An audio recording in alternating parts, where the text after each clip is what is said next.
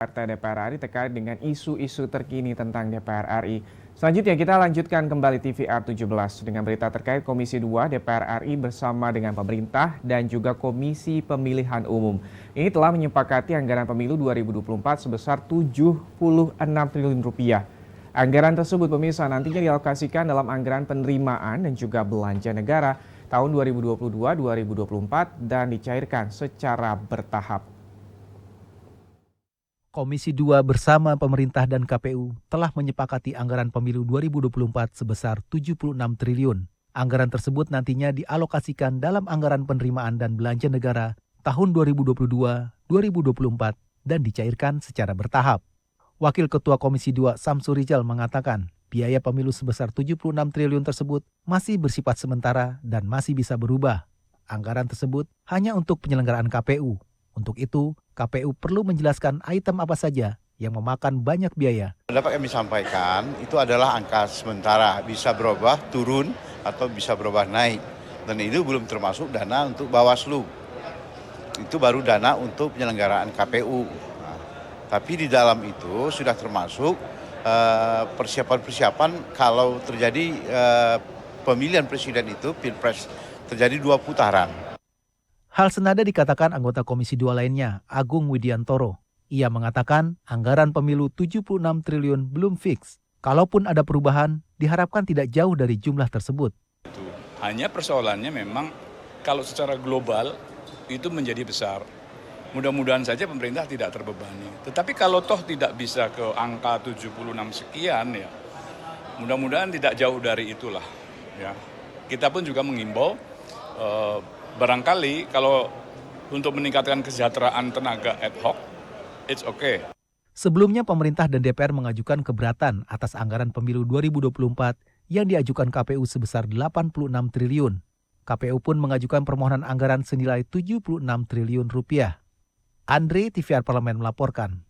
Kita ke informasi selanjutnya pemirsa, pelaksanaan ibadah haji tahun 2022 ini sudah semakin dekat. Berbagai persiapan terkait adanya penyesuaian pemberlakuan new normal oleh pemerintah Arab Saudi ini terus diupayakan demi kelancaran penyelenggaraan teknis ibadah haji tahun 2022.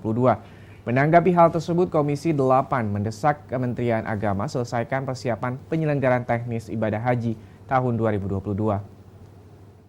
Komisi 8 desak Kemenak selesaikan persiapan penyelenggaraan teknis ibadah haji 2022. Pelaksanaan ibadah haji tahun 2022 sudah semakin dekat. Berbagai persiapan terkait adanya penyesuaian pemberlakuan new normal oleh pemerintah Arab Saudi terus diupayakan demi kelancaran penyelenggaraan teknis ibadah haji tahun 2022. Menanggapi hal tersebut, Wakil Ketua Komisi 8 DPR RI Aceh Hasan Sajili mendorong dan mendesak Kementerian Agama untuk menyegerakan penyelesaian berbagai persiapan penyelenggaraan teknis ibadah haji tahun ini. Persiapan harus dilakukan, salah satunya adalah kembali diingatkan tentang manasik hajinya, pembinaan terhadap manasik haji. Yang kedua, persiapan terkait dengan pembinaan di dalam negeri, seperti misalnya kesiapan dari asrama haji di setiap embarkasi yang telah disediakan oleh pemerintah. Dan tentu yang paling penting juga persiapan pelayanan di luar negeri. Menurutnya penundaan ibadah haji Indonesia selama 2 tahun karena pandemi membutuhkan persiapan yang lebih ekstra, seperti persiapan layanan dan tim kesehatan yang memadai, untuk menangani kemungkinan adanya penyebaran virus COVID antar jamaah dari berbagai negara saat pelaksanaan ibadah haji. Dari mulai sekarang, tentu kami sangat berharap bahwa pelaksanaan ibadah haji ini bisa dilaksanakan dengan tetap mempertimbangkan aspek protokol kesehatan, dan kami sendiri Komisi 8 telah melakukan pengecekan ke Arab Saudi terutama dalam konteks persiapan layanan kesehatan. Dari Senayan, Raihan dan Zia, TVR Parlemen melaporkan. Pemirsa, DPR RI berkomitmen siap mengawal pembangunan ibu kota negara baru agar dapat terlaksana sesuai dengan rencana. Informasi selengkapnya setelah jeda berikut ini, tetap saksikan TVR 17. Virus corona menjadi perbincangan dunia. Beberapa negara sudah terjangkit. Ribuan orang di Indonesia terkena virus ini. kita perlu antisipasi dengan melakukan hal berikut. Cuci tangan dengan sabun dan antiseptik. Gunakan masker atau penutup mulut saat bersin dan batuk. Masak telur dan daging hingga matang. Hindari kontak dengan hewan. Tidak saling berjabat tangan. Tidak berinteraksi dengan penderita. Jika memiliki demam tinggi, batuk, pilek, gangguan pernafasan, sakit tenggorokan, dan letih lesu, segera periksakan ke dokter. Waspada virus corona, cegah penyakit sejak dini. Dipersembahkan oleh TVR Parlemen, Biro Pemberitaan Parlemen, Sekjen dan DK DPR RI. Ingat selalu protokol kesehatan dengan melakukan 5M. Memakai masker, mencuci tangan pakai sabun, menjaga jarak, menjauhi kerumunan, membatasi mobilisasi dan interaksi.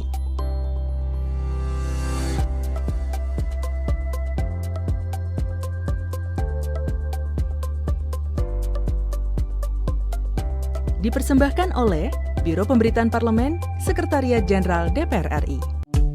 DPR RI memiliki fungsi diplomasi dalam menjalankan politik luar negeri sesuai dengan pasal 116 Undang-Undang MD3. Kontribusi aktif BKSAP DPR RI memainkan peranan penting dalam memenangkan persaingan global melalui IPU, IPA, IPPF, AIPA, dan PUIK. BKSAP memiliki komitmen yang tinggi dalam krisis kemanusiaan dunia. Fungsi diplomasi dijalankan untuk mendukung upaya pemerintah dalam melaksanakan politik luar negeri.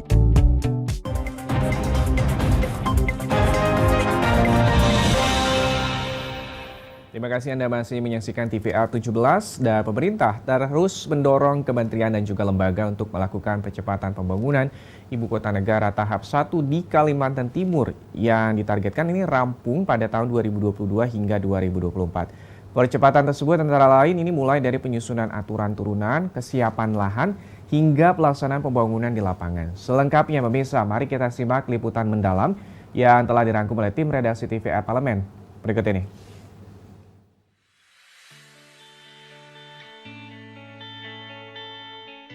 Pemerintah terus mendorong kementerian, lembaga untuk melakukan percepatan pembangunan Ibu Kota Negara atau IKN tahap 1 di Kalimantan Timur yang ditargetkan rampung pada 2022 hingga 2024. Percepatan tersebut antara lain mulai dari penyusunan aturan turunan, kesiapan lahan, hingga pelaksanaan pembangunan di lapangan.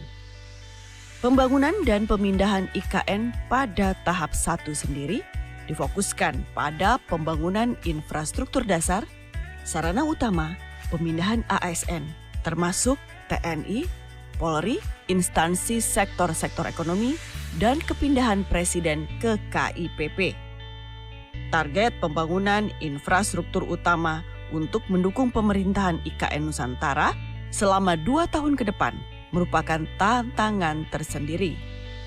Pasalnya, dalam jangka waktu tersebut harus dilakukan pembangunan kawasan inti seluas 6.600 hektar.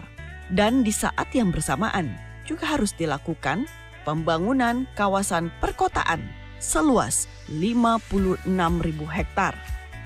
Belum lama ini, tim kunjungan kerja Komisi 5 DPR RI melakukan pengawasan secara langsung ke Kalimantan Timur, khususnya ke lokasi calon pusat pemerintahan, guna memastikan target pembangunan infrastruktur di kawasan IKN Nusantara rampung sesuai jadwal.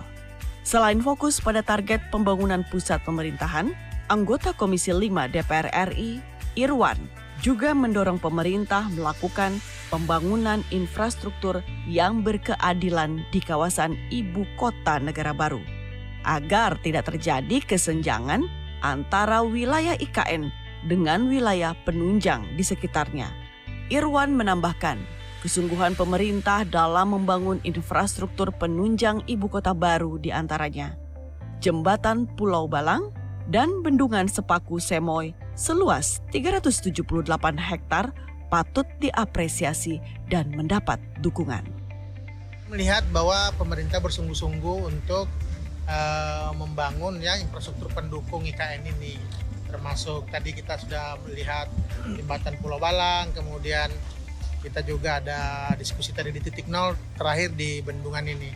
Jadi memang harapan kita ya pasca ditetapkannya undang-undang IKN ini, beberapa pembangunan sarana pendukung utama ya, jalan, air bersih ya, kemudian nanti menyusul pembangunan istana, perumahan itu bisa sesuai dengan waktu yang di. Sementara itu, anggota Komisi 5 DPR RI Sudewo meminta pemerintah tidak hanya fokus pada pembangunan fisik, tetapi juga harus memperhatikan kesejahteraan masyarakat sekitar wilayah ibu kota negara, khususnya masyarakat Penajam Pasar Utara dan sejumlah kabupaten di sekitar IKN.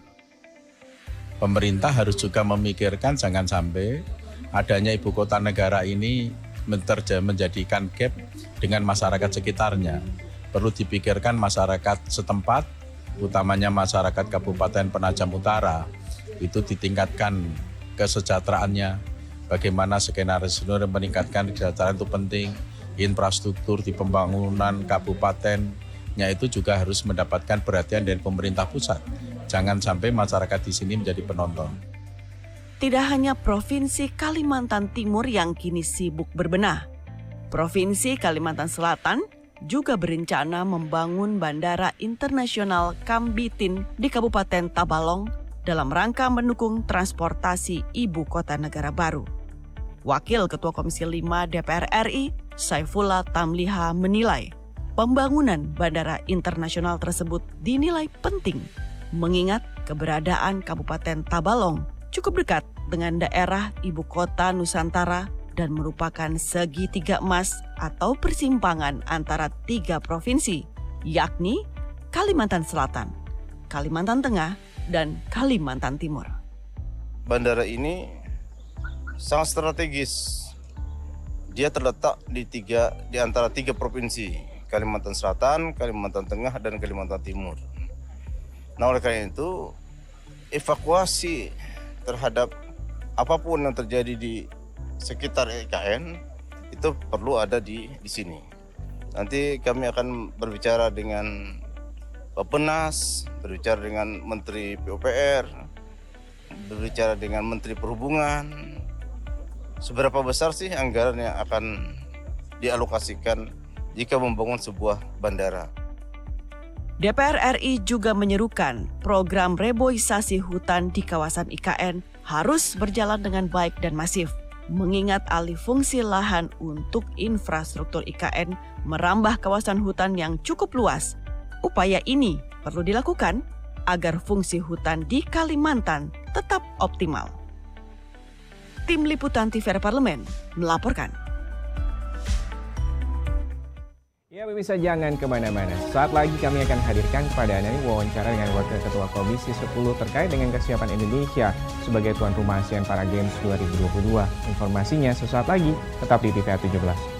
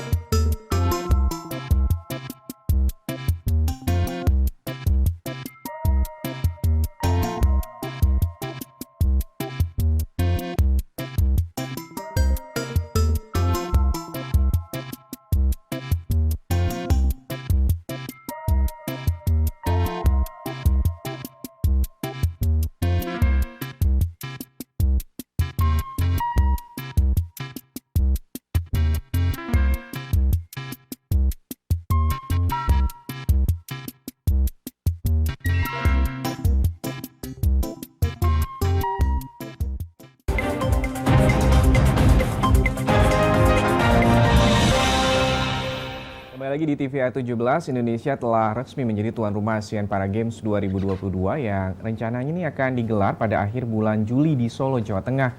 Abdul Fikri Fakih, Wakil Ketua Komisi 10 DPR RI, mengapresiasi langkah Menteri Pemuda dan Olahraga Zainuddin Amali yang mengambil peluang sehingga Indonesia menjadi tuan rumah ASEAN Para Games 2022. Ajang ini juga bisa menjadi ajang pembuktian bagi atlet penyandang disabilitas Indonesia untuk kembali mengukirkan prestasi di kancah internasional. Untuk lebih lengkapnya, berikut hasil wawancara rekan kami Alfat Rizky dengan Wakil Ketua Komisi 10 DPR RI Abdul Fikri Fakih. Berikut ini. Baik pemirsa, seperti yang diketahui bersama bahwa pemerintah telah resmi mengumumkan bahwa di tahun 2022 ini atau pada bulan Juli mendatang, Indonesia telah resmi menjadi tuan rumah ASEAN Para Games. Nah, untuk membahas terkait dengan persiapan dan kesiapan apa-apa saja yang perlu dilakukan oleh pemerintah ataupun bagi para atletnya, saat ini saya sudah bersama dengan Wakil Ketua Komisi 10 DPR RI, Bapak Abdul Fikri Fakih dari fraksi PKS untuk daerah pemilihan Jawa Tengah 9. Baik Bapak, kabar sehat Pak? Alhamdulillah sehat. Pak, Indonesia ini akhirnya Pak kembali lagi mengadakan event berkelas internasional ya Pak ya, ibarat kata lebih dari nasional. Nah, kira-kira apa-apa saja Pak yang perlu dipersiapkan baik dari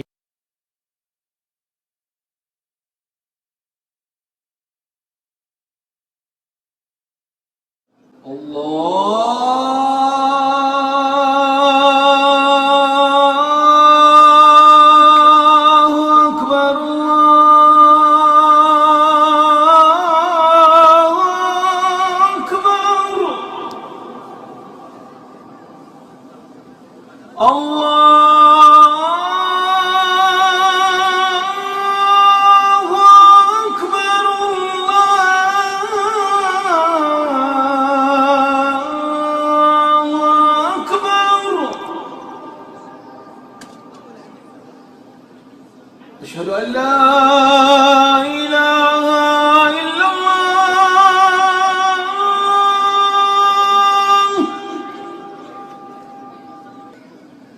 Asyhadu an la ilaha illallah.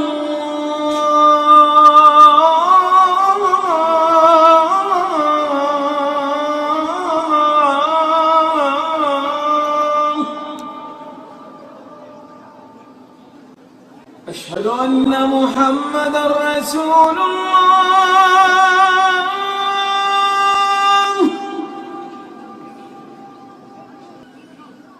Asyhadu anna Muhammadar Rasulullah.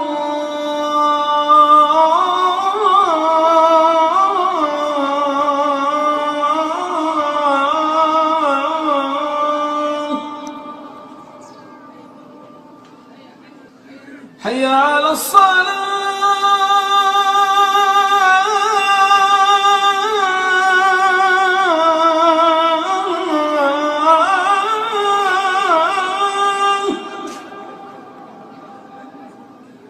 Hayya 'alas salah.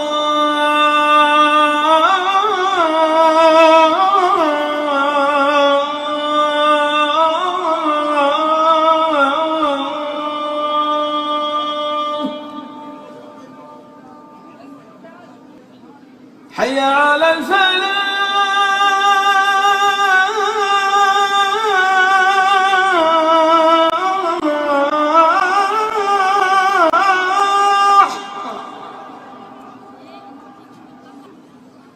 حي على الفلاح.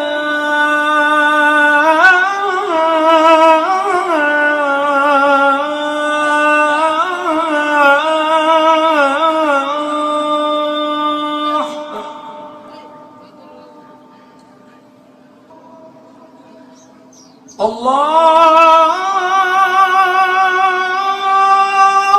أكبر.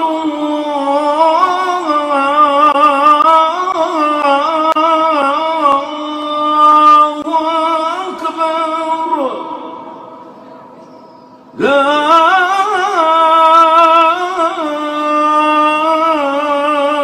إله إلا الله.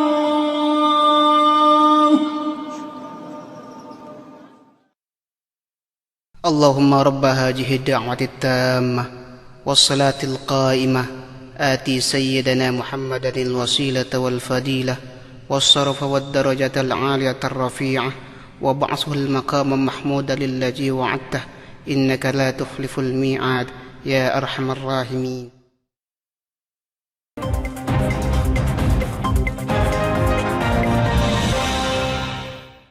Kembali lagi di TVR 17, selamat menunaikan ibadah sholat maghrib bagi Anda yang menjalankannya. Kali ini kita masuk ke segmen media nasional. Mari kita simak apa yang disoroti media nasional tentang isu-isu terkini. Bersama rekan kami, Rini Reski.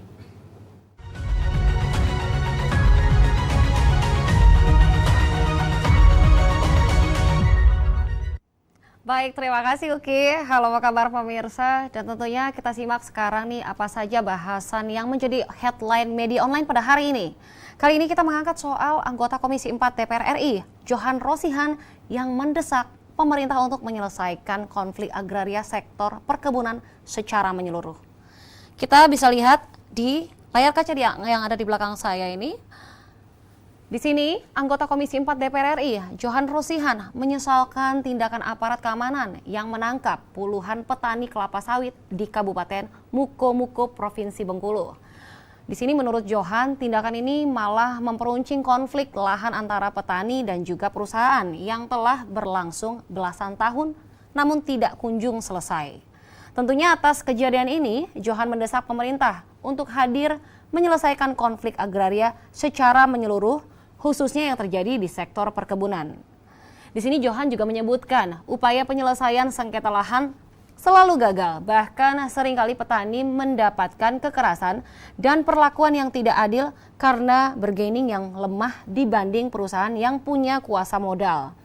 Tentunya oleh karena itu, Johan berharap pemerintah dapat berlaku adil pada petani dan meminta aparat untuk bisa bersikap lebih manusiawi kepada petani karena mereka seringkali menjadi korban dalam situasi konflik lahan ini. Di sini Johan juga menilai kasus lahan hak guna usaha yang terjadi di Bengkulu ini akibat dari lahan yang telah dikelola oleh petani sawit dan diambil alih oleh perusahaan melalui keterangan akta pinjam pakai sehingga memunculkan konflik. Ya, kita akan melanjutkan headline media online yang juga ramai diperbincangkan hari ini adalah tentang tambang pasir laut yang jangan sampai merugikan masyarakat. Harus berdampak baik tentunya bagi masyarakat setempat. Kita bisa lihat juga di layar kaca. Di sini Wakil Ketua Komisi 7, Doni Mariadi Okon, menilai persoalan tambang pasir laut selama ini bertumpu pada beberapa hal. Doni mengingatkan agar jangan sampai penambangan pasir tersebut merugikan masyarakat sekitar dan harus mampu memberikan dampak yang baik bagi warga setempat. Di sini dalam kunjungan kerja atau Kunker Reses Komisi 7 yang bertemu berbagai pihak terkait di Kepulauan Riau kali ini, Doni melihat setidaknya permasalahan ini ada 3 sisi. Pertama dengan masyarakat sendiri, kedua dengan pemerintah daerah, dan ketiga soal kewenangan tata kelola. Doni menegaskan jangan sampai masyarakat dikorbankan, dan juga di sini Doni menambahkan penambangan ini diharapkan memberi nilai tambah bagi masyarakat dan bagi hasilnya juga harus jelas karena yang berhadapan langsung dengan masyarakat adalah pemerintah daerah. Tentunya sebab kebijakan pemerintah diketahui menargetkan peningkatan pendapatan negara, bukan pajak atau PNBP, di mana pasir laut menyimpan potensi dalam memenuhi target tersebut. Namun Doni mengakui perlu diperjelas dulu soal kewenangannya, di mana saat ini tata kelola tambang pasir laut masih berada di antara Kementerian ISDM dan juga KKP.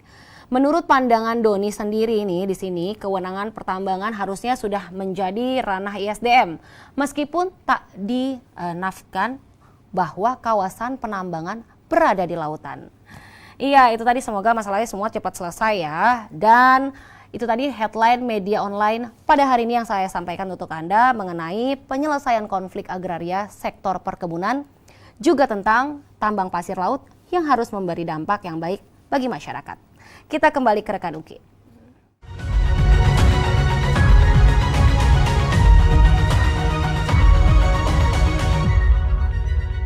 terima kasih rekan Rini Reski yang telah menyampaikan sejumlah sorotan dari media online nasional pada hari ini. Pemirsa TVR Parlemen, segmen media tadi sekaligus menutup program TVR 17 edisi sore hari ini. Jangan lupa kembali kami ingatkan virus COVID-19 masih ada. Untuk itu terus taati protokol kesehatan dimanapun Anda berada. Saya Subki Abdul, beserta seluruh kerabat kerja yang bertugas mengucapkan terima kasih atas perhatian Anda. TVR Parlemen, referensi Indonesia.